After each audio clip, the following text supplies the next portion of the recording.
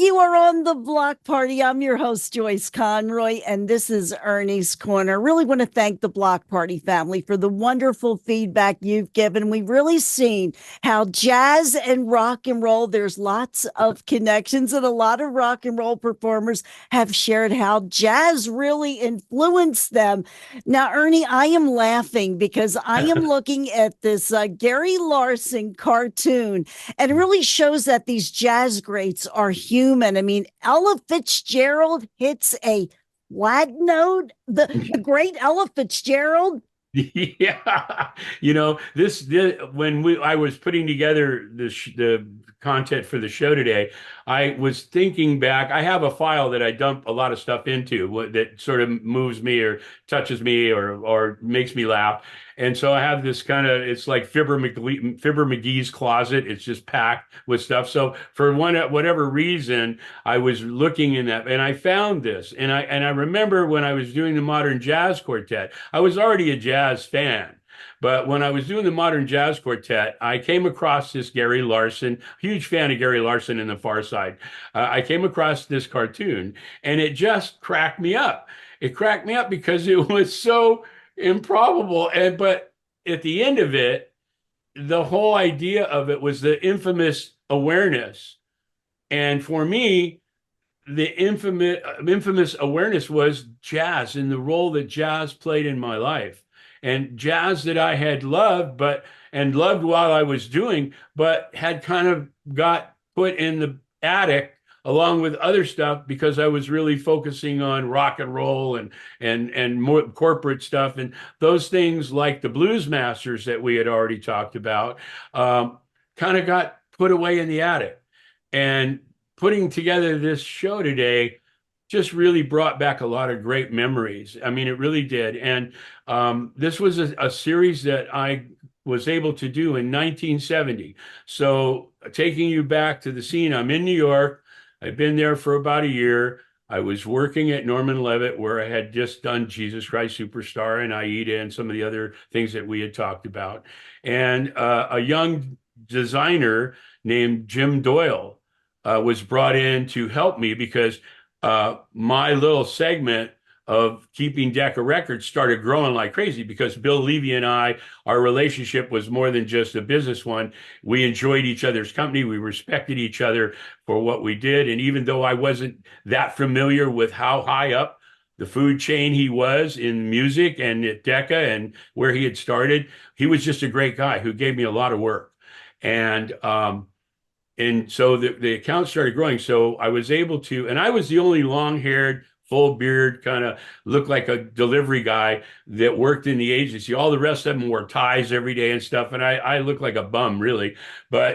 So I was kind of like the hippie that worked for them. So I was able to hire another hippie. And Jim had hair down past his shoulders. And it was great because we both lived in Brooklyn and he's just a great guy. And he's going to be visiting. He and his wife are coming in a couple of months and they're going to come on the show with us and talk. Jim was there from Jesus Christ Superstar till I went to Los Angeles for Craig Braun. And he worked with me at Norman Levitt. He also worked with me at Craig Braun. And so anyway, I'm going to step out of the picture for a minute because I want people to see and take a minute and look at what I'm going to show you because when I got this, it was so weird how I got it, and we're going to talk about that, but just the prestige of the artist that I was able to do an album cover for. And there's actually 53 of them. So, and we had 1 month to do it. So take a look at this and I'll step out for a minute.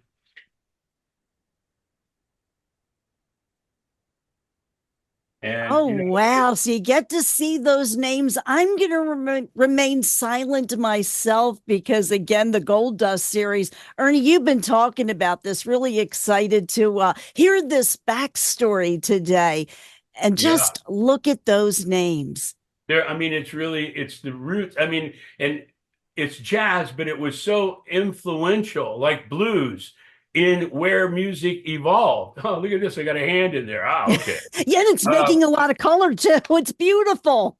yeah. And so when you um think about where it all started. You know, a lot of people say, okay, the blues started in the South and, you know, cotton fields and with slavery and all that stuff. But, and it did. I mean, that's really the roots of it. And for jazz, these musicians were the history of it. And if you notice, there have been very few women back in jazz that really became like individual musicians. There were a few, but most of them were big with the sound, the singer of the band. So you'll see, you know, you'll see people like I put in here with Ella Fitzgerald and let's see, I can't see Sarah Bessie Vaughan. Smith. Yeah, that first line or two there with just the women that really played an important role in it too. You know, and then there's and we're going to talk about this. There was one musician, a guy named Buddy Bolden, and he was around from 1895, and he made appearances and played from 1895 to 1906. So he was kind of really the first documented jazz player, and he played New Orleans jazz. And the funny thing about it was there were never any interviews or recordings of his music, but it Oh, was he influenced a lot of people like Jelly Roll Morton with Buddy Bolden Blues is a song that Jelly Roll Morton became huge in jazz, and he was influenced by that, and he was influenced by Sidney Bechet with Buddy Bolden Stomp. So you know, these songs there's no recordings available anywhere, and no interviews that he ever did, and there were obviously no video and stuff, but there was photography. There was there was some photography, but you know, this one was really kind of amazing. And so what we're going to do now is we're going to talk about I mentioned there were 53 of these covers. We had 1 month to do them. I got that job because I was as a freelancer and I was still working with, now I'm working at Norman Levitt and Jim Doyle has been hired. And I'm getting freelance jobs here and there, Nick Scalisi at Scholastic Book. And Jim lived near me in Brooklyn. And what happened was I had a little studio in my apartment. Bonnie and I had an apartment in Park Slope. And I had one room. It was a 6-room apartment. It was beautiful. And I had one room dedicated to being like a design studio where I would do freelance work.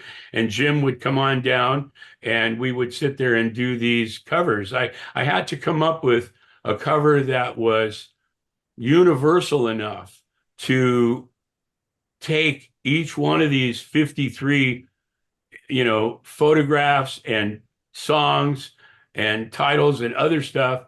You know, the Gold Dust series, I had to be able to do something that would withstand the breadth of the entire, you know, 54 covers or 53 covers that we were doing.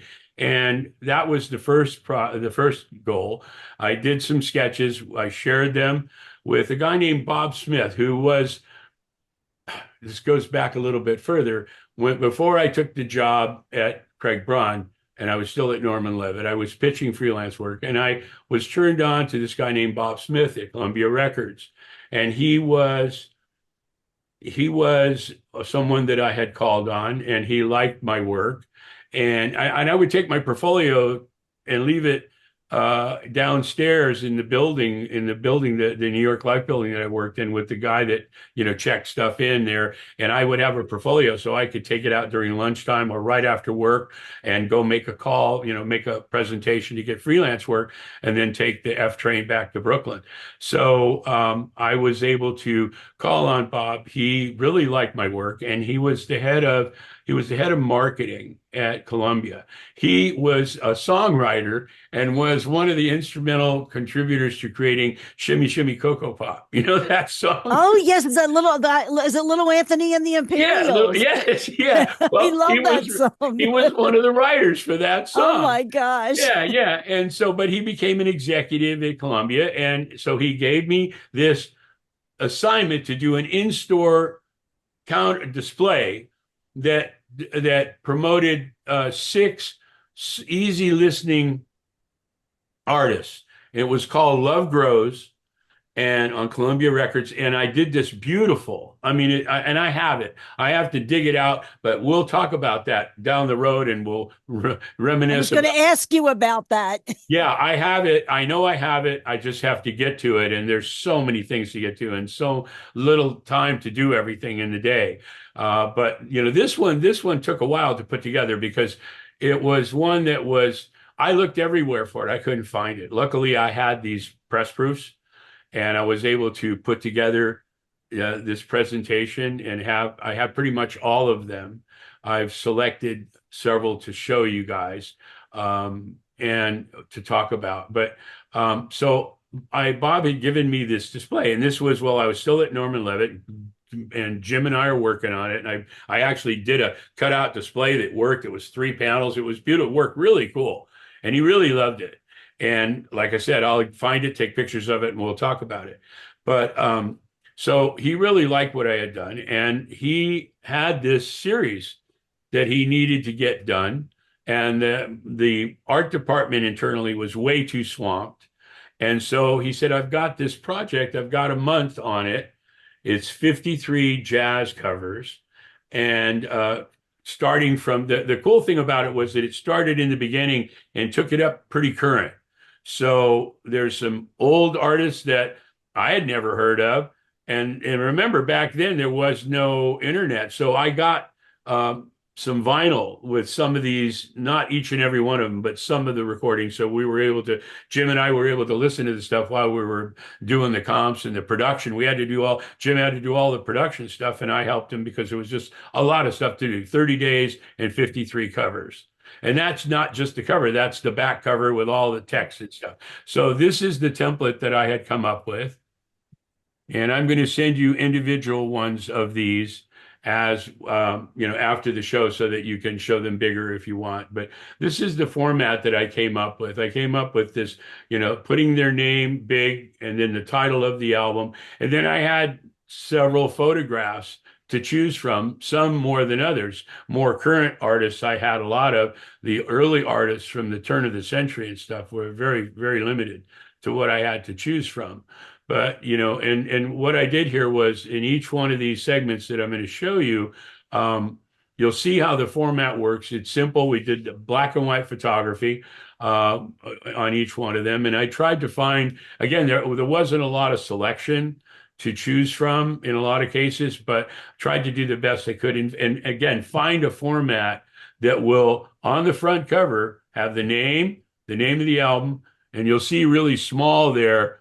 You'll see it better when you blow them up is some of the song titles, all of them pretty much on each album. So, and then the Gold Dust series, that lettering that runs up the side sort of draws your attention to it, but it doesn't take away from the artist and the name of the album.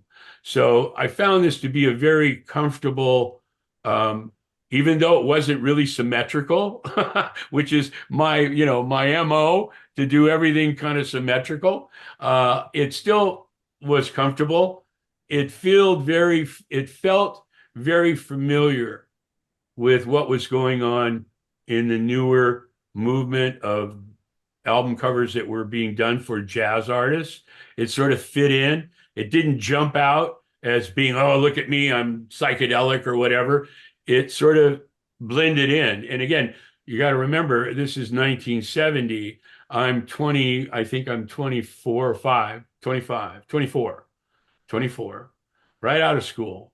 Did a few projects, the Dolls Alive, big, Jesus Christ Superstar, even bigger. And then this.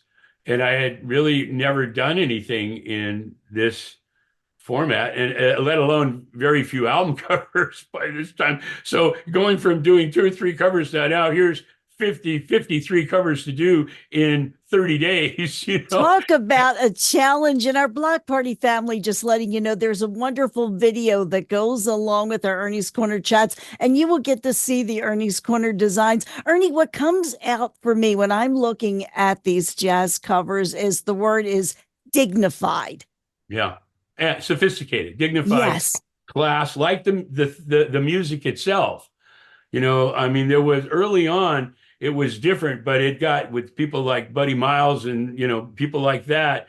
it really evolved quickly. The same way most genres of music. Look at rock and roll, going from the 50s to 60s. I mean, that's like night and day. And the same thing was happening in a lot of the different genres of music. Jazz was definitely one of them.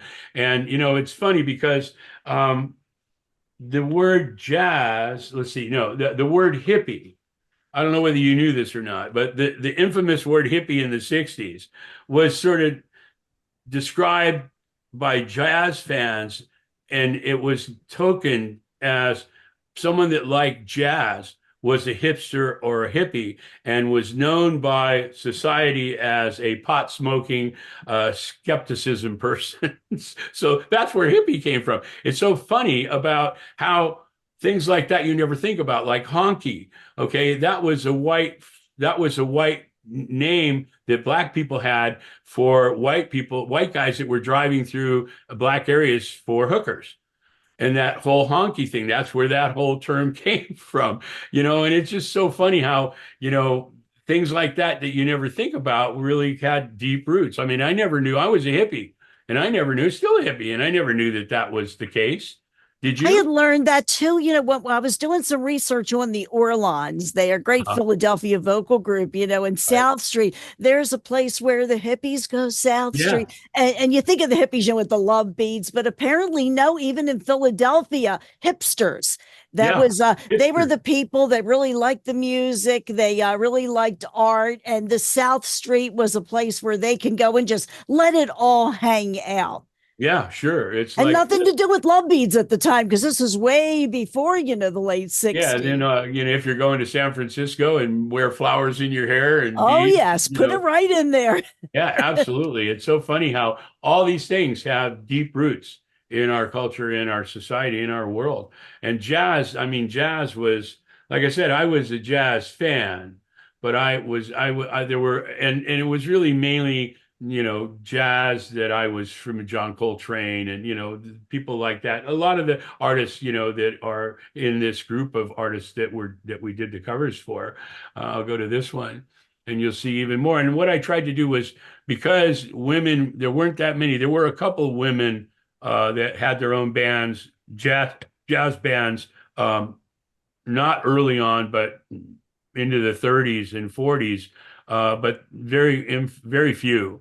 And so the real theme was about the women singers that were there, and and so I tried to represent them in the fifth position in the middle of each one of these compositions, and it just turned out that there were exactly five women that I was able to have on this in this series, and it worked out fine because I was able to put each one in the middle of the composition, as you see here. That is great. Like Dinah Washington was in the Yeah, middle. You love yeah, Dinah and Brooke Benton and yeah, Billie Holiday. yeah. Oh, What a yeah. legend. Bessie Smith. Yes. I mean, I did I show that one yet? Was this one? Did I show I this think one? you did. You I did. I did. did Okay, see this one, Bessie in there. then this one. Yeah, and then there's this one. Oh, Etta And, James. We play yeah. Etta a lot on the block party, Well, it's big part so of chess record history, too. You bet. And Marshall Chess's dad owned Chess Records. Marshall Chess was best friends with Craig Braun growing up in Chicago, and and I was able to meet Marshall and work with the Rolling Stones tongue with him. Oh. And so, just like the music is all connected and the Mhm. musician, my career has been like that, not only in the music industry, but in corporate America too. And it was because of what we were talking about, being a vendor that was an authorized vendor at Coca-Cola, at Nestle, at Kraft, at Avery Dennison. Those companies taught me a lot and taught me how to take what I had learned in the music business about differentiation and impact and doing what others don't do, um, and use that as leverage to become more and more get more and more work out of the industry. And it was really funny because when I did this series, it was very, like I said, it didn't stand out. It wasn't fluorescent. It wasn't some kind of funny trip or, crazy composition. It was very safe. But again, I was 25, 24, 25, and I was not that familiar with the record business. And there was no internet to go to, so you had to go to record stores and see what you could find in the jazz section, you know, because being familiar with the music was really all about listening on the radio to the jazz station that played the music or rock and roll or whatever, blues, and then going to a record store. That was our library. So I was, I spent a little time in the beginning going to the record stores and seeing what was in that jazz section. And then, coming home and with what I had seen, try to put together something that would look good, be in fact impactful. And even though it was a Gold Dust series, it didn't steal away from the group, the title of the album, and the picture. It was it was secondary to that, and that's important. Some people would have done Gold Dust series really big, Yeah. and but that was really not, as a musician, as a jazz fan, and not a musician, but just a huge fan of all music. I really wanted to feature. There's an old saying in the movie business, and having Panavision for 9 years taught me that was you keep the camera on the money, and the money in movies is the box office person, male or female, that's filling seats in theaters. That's where you keep the money, and the camera. That's the money, you keep it on the camera. Same thing in my thinking with this and other things that I did. I wanted to keep the emphasis on the group, especially these. I didn't start taking chances in album covers until I guess you could say Jesus Christ Superstar, but not really. That was really kind of simple and graphic, but it got more crazy with the illustration. I think by the time I started Pacific Ioneer and having all these illustrators, come to work, and the demand in the record business was covers that were illustrations, we were right there at the right time with the right stuff in the right place. And so, and as I look back over my entire career, it's been like that. I've been in the right spot at the right time. And there's going to be, in putting these together, Joyce, I discovered two or three other ones. Have you ever heard of Ruth Copeland?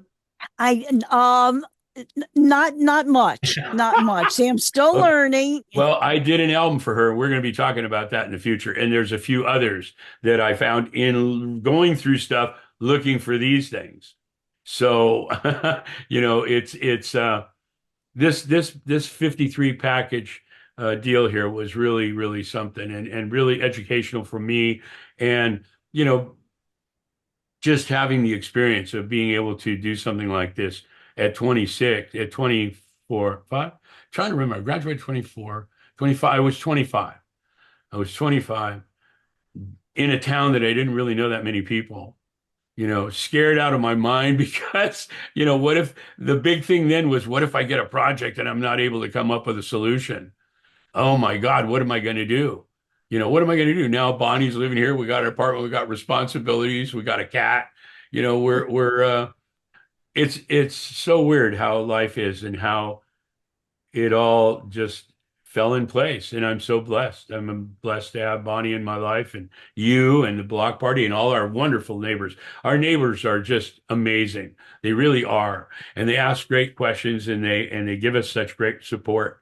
And I love them all. And I love you, Joyce, for being able to let me talk about these, ramble on. No, you don't. You do not ramble. We love sharing the vision that you brought, because a lot of people don't realize what goes behind the design. And Yeah. even as young as you were, I think you really captured what these artists were about. You Yeah. truly I think so. brought what I think the jazz musicians, their vision, and you brought it, in such I feel, a short period of time. That was a Yeah. real challenge. It was. It was. I mean, it God wasn't bless that you. when you do album covers, just like other stuff that you do that's a set template, there's legal things, there's logos, there's all these things that you need to know where they go.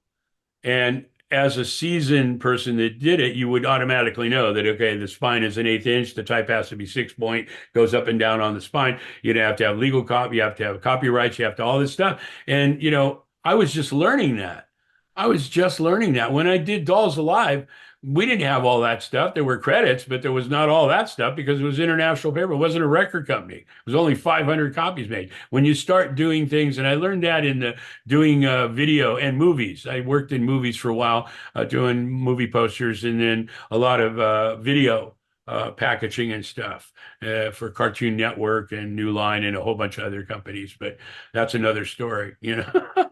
But I think it's about time Oh for, yes, the now. mind meld now because now you know what happens. It always the R&B stuff always comes forward. But let me Oh, hear what you are picking because okay. I learned from you, Ernie. I really Well, mean that. okay. Well, because there's 53 of these things I and we know. can't play, we don't have time to play 53 songs. I kind of went systematically to what I liked from some of them. With Buddy Bolden, it was Jelly Roll Blues. With Miles Davis, it was Deep Sea Blues. With Lyle Hampton, it was Moonglow. With Count Basie, Love is a Tender Trap with Frank Sinatra singing. Oh, that's going to be a good one. With Dinah Washington, Stormy Weather, even though that was not her original. Lena Horne made that big, but she does a great rendition of it. She also does a great rendition of At Last. But for me, the song that touches me more than any of them is Etta James At Last. Oh, you picked a great one. Oh, It's Miss Peaches, as yes, she Miss was known. Peaches. Miss Yes, Miss Peaches. Peaches. Yeah, Oh, yeah. that is a great choice, Ernie. What were you thinking? Did you have We any? we were a little bit close because I liked Etta. I always love when she does "Tell Mama All Oh About yeah, It." And yeah. Dinah Washington, I always love when she was teamed with Brooke Benton. Uh, You got what it takes. The yeah. two of them, and I read stories Unbelievable. that they really didn't get along, but you would No. listen to that recording and not believe it. It was Yeah. You wonderful. know who was like that? Anita Baker and what's his name? Teddy, not Teddy Pendergrass. Um, the other guy that passed away. That Shep managed, not Teddy Pendergrass. Um, Luther Vandross. Oh I, yes. I did the Heat tour with them, and they hated each other. Isn't that something? You Oh, would never know they disliked each other so much that they each had separate covered entrances to the stage. They did stuff on stage together and then left separately too. They just didn't like each other, but both amazing artists. Anita Baker was, I mean, at the end of that concert, she had done a full set with him. He did a single that she was kind of in the background. Then she did one. She sat down on the edge of the stage and belted out this song that most people couldn't do standing up. It was just amazing. Anita Baker was a real mind blower. And I know she's pretty much retired now, I guess. I love her and I love Sade. I would have loved to have done more for Anita Baker, and I would have loved to have done something for Sade, who I think is one of the best female singers ever, for that kind of music. But anyway, yeah. So there you go. Well, we picked some good ones, didn't Yeah. we? This really Yeah. jogged a lot of great memories. I've been looking Oh, forward. I know our Block Party family really wanted to hear this Gold Dust series. And yeah. now, Ernie, you're shooting back to that fabulous, infamous moments in Yeah. It jazz. was my infamous moment. This what we Yeah. just talked about. I mean, and it's so funny because thank God for you and the block party and you filling in the dots like we've talked about before, that I was able to bring this top of mind again because it has a tendency, things in the attic tend to get forgotten about because we're so busy dealing with today and yesterday a little bit and not that far back. This goes back 50, 54 years. That's quite a while, you Oh, know. but tell you what, things in the attic though, they have a lot of value that you don't realize. So this is Yeah. just perfect.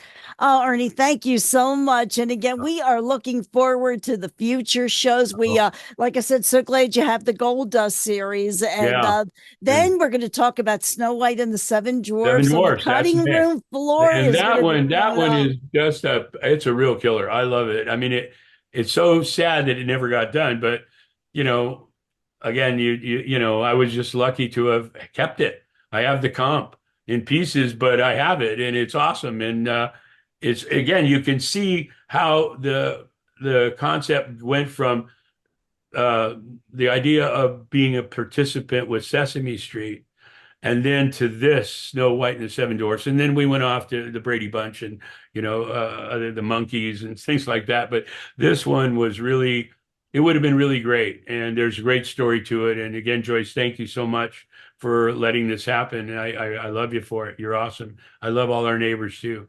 And we love you too, Ernie. We're going to go and throw up the peace sign to There they you, are. you hipster. Yeah, we are That's the it. hippies. Hippies. Long Okay. haired, freaky people you can apply here on Ernie's Corner and the Block Party. Oh, thank you, Joyce. I love you guys. And give my love to Tom.